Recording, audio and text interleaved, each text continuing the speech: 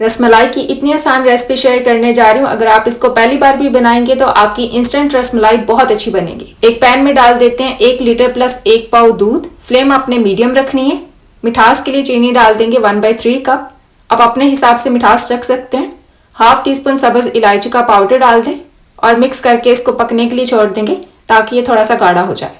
रसमलाई के लिए एक बर्तन में डाल के रखा हुआ 3.5 टेबलस्पून फेंटा हुआ अंडा, 1 टेबलस्पून तेल डाल देंगे, 1 टेबलस्पून बाइंडिंग के लिए मैदा डालेंगे, इससे ये टूटेंगी नहीं।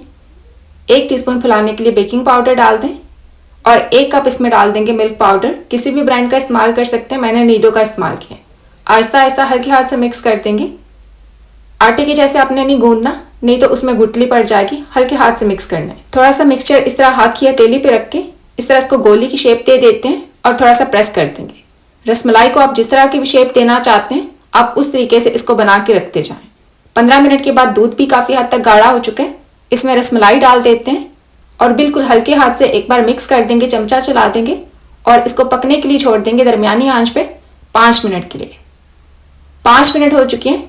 ये पहले की निस्बत अपने साइज में डबल हो चुकी है, फूल चुकी है। हल्के हाथ से एक बार फिर से मिक्स करेंगे, चमचा चलाएंगे और इसका साइड पलट देंगे। 5 मिनट और हो चुके हैं इसको पकते हुए। इसी तरह आपने इसको पलटते हुए इसका साइड चेंज करते हुए इसको पकाते रहना है ताकि इसके अंदर अंडे की वजह से जितनी भी गुंजाइश है उसके साथ ये रसमलाई सही से फूल जाए। ये देखिए, आपने रसमलाई को इसी तरह पलटते रहना है। नज़दीक से देखने, अगर इसके दरमियान में गुठली है तो फिर आपको इसके दरमियान में येलो हिस्सा नजर आएगा और अगर ये अच्छी तरह से पक चुकी है तो ये दरमियान से भी आपको वाइट ही नजर आएगी। इसका फ्लेम ऑफ कर देते हैं। 15-20 मिनट इसको लग जाते हैं पकने में। अब इसको सर्व कर देंगे।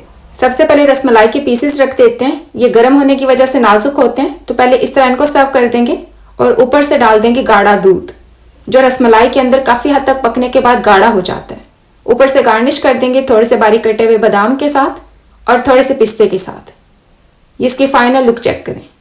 आप इस तरीके से इंस्टेंट रसमलाई बनाएं। मिल्क पाउडर के साथ आपकी रसमलाई बहुत अच्छी बनेगी। आपने इसके अंदर अंडे का ज़रूरी इस्तेमाल करना है, उसी से इसकी बाइंडिंग अच्छी होती है।